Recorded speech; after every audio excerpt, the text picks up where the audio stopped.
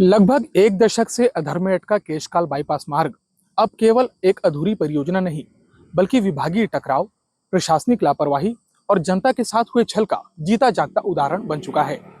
जी हाँ, इस वक्त हम मौजूद हैं केशकाल बाईपास मार्ग के प्रारंभिक स्थान पर। केशकाल बाईपास मार्ग का निर्माण जो लगभग 2016 में इसकी शुरुआत हुई थी, केंद्र सरकार ने लगभग 120 करोड़ रुपए की स्वीकृति दे करके इस बाईपास मार्ग की परियोजना की शुरुआत करवाई थी। लेकिन तत्कालीन समय में विभागीय अधिकारियों की लापरवाही और ठेकेदार की उदासीनता के चलते यह निर्माण कार्य ठप हो गया था। वर्ष 2025 के अंत में केंद्र सरकार ने पुनः लगभग 308 करोड़ रुपए की स्वीकृति देकर के इस निर्माण कार्य के लिए टेंडर की प्रक्रिया शुरू की। दुर्ग के एक ठेकेदार को इस निर्माण कार्य का टेंडर मिला, लेकिन अब तक ठेकेदार को वर्क ऑर्डर नहीं मिला है।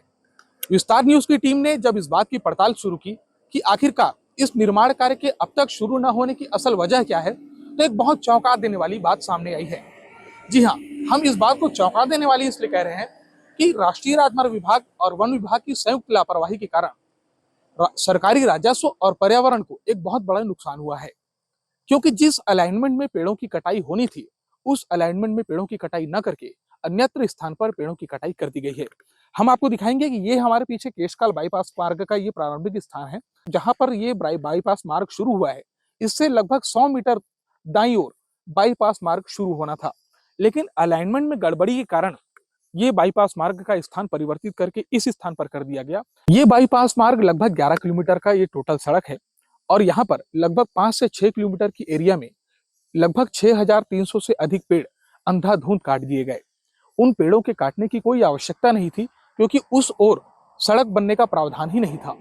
इस परियोजना में जिस स्थान पर पेड़ों की कटाई होनी थी, उस स्थान पर पेड़ों की कटाई न करते हुए किसी अन्य जगह के पेड़ काट दिए गए। और अब जब इस बात का खुलासा हुआ, दोनों ही विभागों की संयुक्त लापरवाही के कारण सरकार को कितना बड़ा नुकसान पहुंच चुका है और पर्यावरण को कितना बड़ा नुकसान हुआ है, तो अब सूत्र बताते हैं कि दोनों ही विभागों के बीच अब टकराव की स्थिति बन गई है और राष्ट्रीय राजमार्ग विभाग और वन विभाग दोनों ही एक दूसरे के ऊपर आरोप प्रत्यारोप लगाना शुरू कर चुके हैं।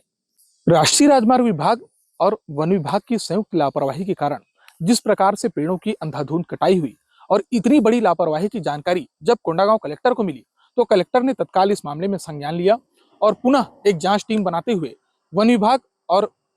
राष्ट्रीय राजमार्ग विभाग को स्पष्ट निर्देश दिए कि जल्द से जल्द इस मार्ग में पुनः अलाइनमेंट करवाया जाए और जहां पर पेड़ों की कटाई की आवश्यकता है, वहां पर पेड़ों की कटाई करके बाईपास मार्ग की परियोजना का निर्माण कार्य जल्द से जल्द शुरू करवाया जाए।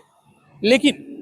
अब जब विस्तार न्यूज की टीम ने इस ग्राउंड जीरो में पहुंचकर पड़ताल किया और इतनी बड़ी लापरवाही का खुलासा हुआ है, अब देखना होगा कि इस लापरवाही के जिम्मेदार अधिकारी आखिर कौन है और कोंडागांव कलेक्टर और राज्य और केंद्र में बैठे अधिकारी इतनी बड़ी लापरवाही को कैसे संज्ञान में लेते हैं, और जो तत्कालीन अधिकारी थे जिनकी लापरवाही के कारण पर्यावरण और सरकारी राजस्व को लाखों करोड़ों रुपए का नुकसान हुआ है, उसकी भरपाई कैसे करवाई जाती है और जिम्मेदार अधिकारियों पर क्या कार्रवाई होते हैं।